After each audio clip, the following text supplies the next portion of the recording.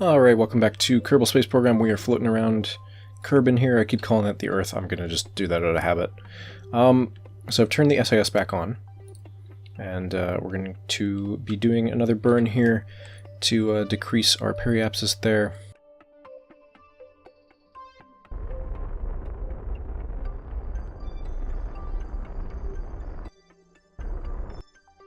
Alright, now hopefully...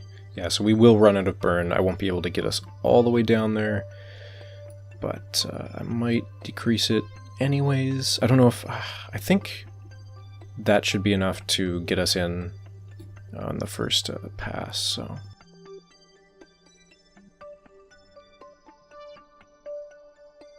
I think right now... let's see... Where's the planet? Alright, it's going to be the opposite way, so I want to orient us the other direction.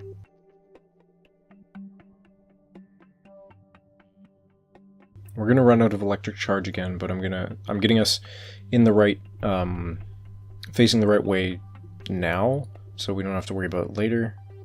Ooh, that's a good idea, actually. If I turn that off, I turn this off. Damn it, we're still using power.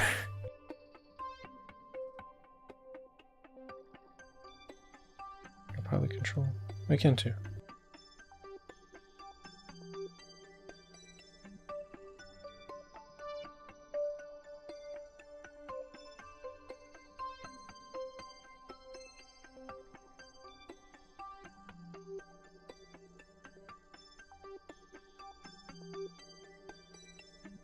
I don't want it like bouncing around too much, so...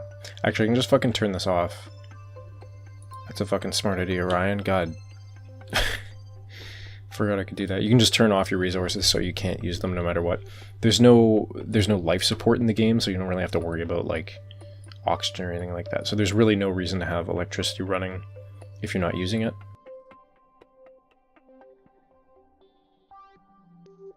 Okay, so we should rotate into such a way that we're going to end up in the retrograde direction.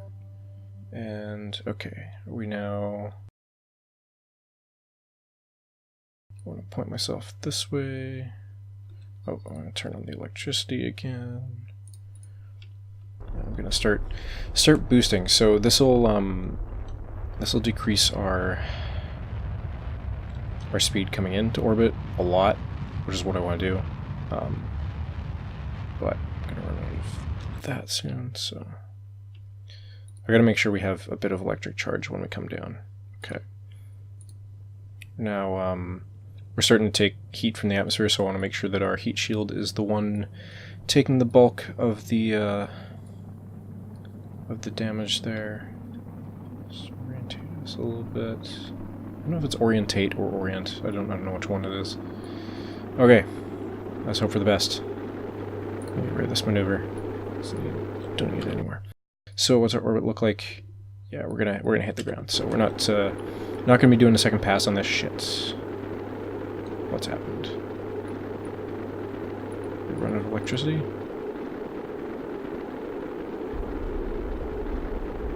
I do not know what's going on. Fuck. I hope those were just the science experiments. I'm just gonna start rolling it.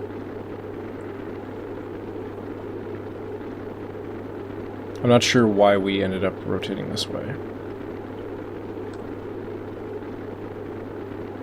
That one. One of those experiments almost fucking burst into flames. Should be coming out of it any second now. Hopefully before our engine overheats and explodes, because that will cause problems.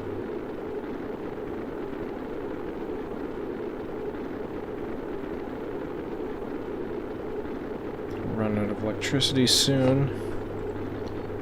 I'm out of fuel, so I can't do anything about that. Okay. We stopped taking heat damage, so... there we go. Oh, are we gonna land on the ground?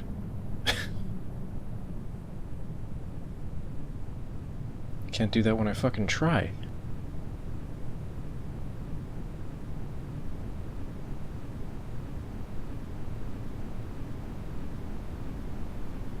Alright, probably a good time to deploy our parachutes now. pop the other ones on the top as well. Alright, what the fuck did we lose? We lost 2 of our goo canisters. High over curve, and hopefully this one's the moon. They're the same thing? Son of a bitch. God damn it.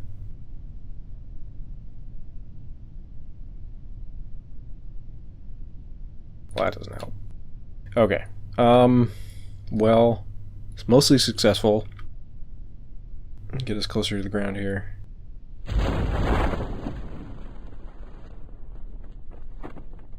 So this is one of the times where you notice the difference between this value and the actual altitude. So this includes terrain and calculates the elevation of the terrain below you, and then subtracts it from sea level. So I guess it's 200 meters. Okay. When we touch down here, I'll run that other experiment, but.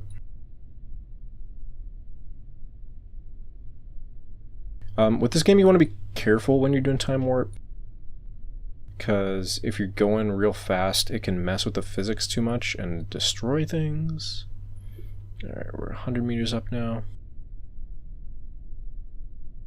And we're 50 meters up now. Okay. Hopefully we don't explode too much.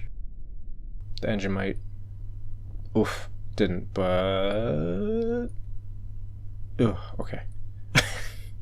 Heavier ships will not do so well. Can I roll? I can't roll a ship. I don't know if he can get out.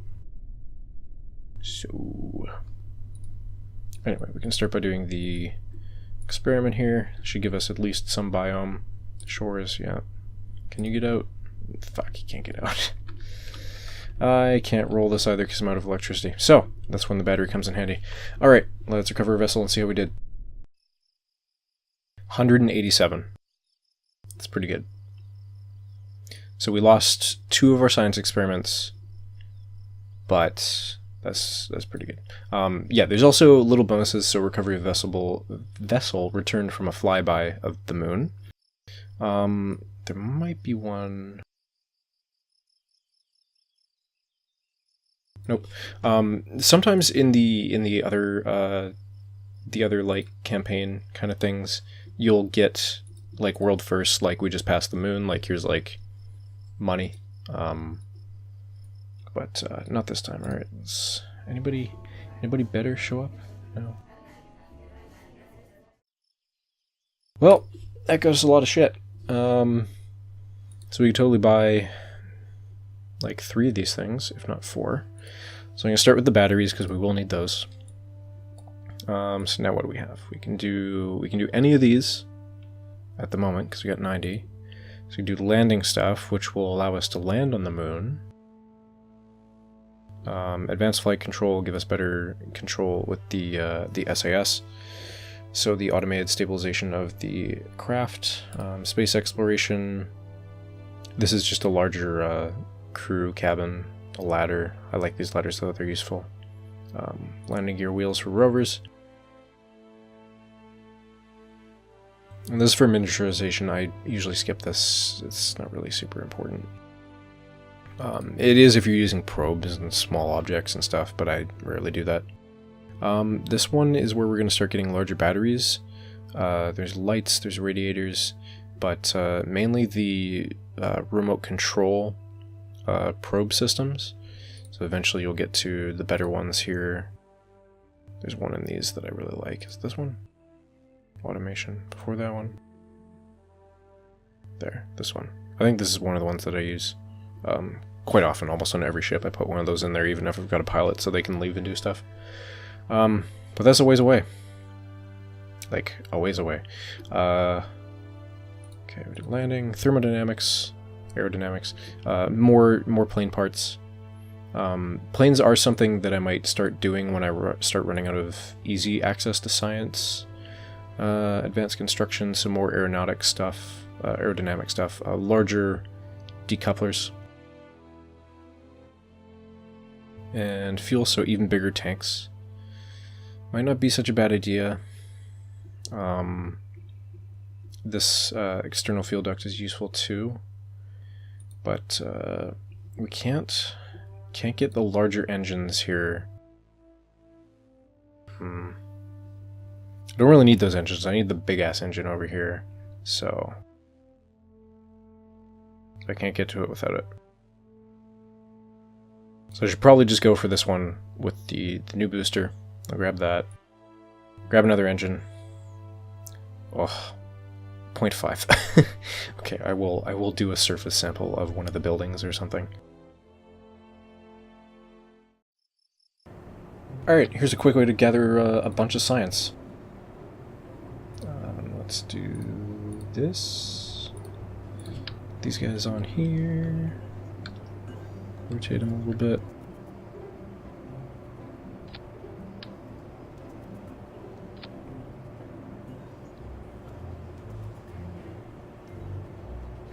Grab some science stuff.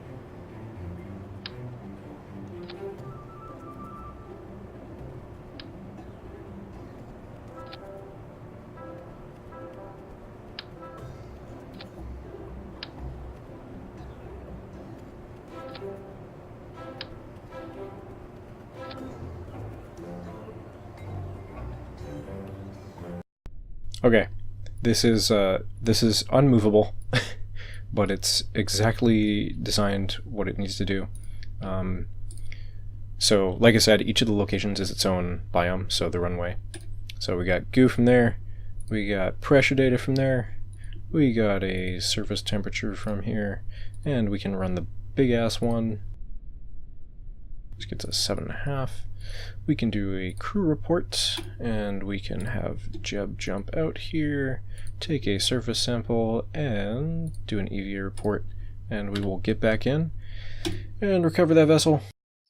And for doing 60 seconds of work, we get 30 science. So I suggest if you're playing your own science one and you are starving for science, go to each of the separate buildings. Including the runway and the launch pad, and do all the science experiments you can there. You only need to do them once. You can do them a second time, but it's diminishing returns, so. Alright, these ones are small parts.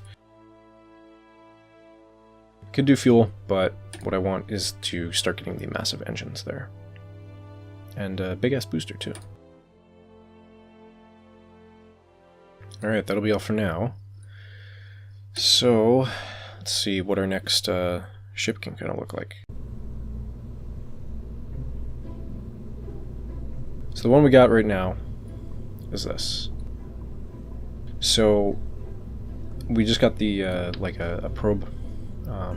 So, unmanned. It's supposed to be Sputnik.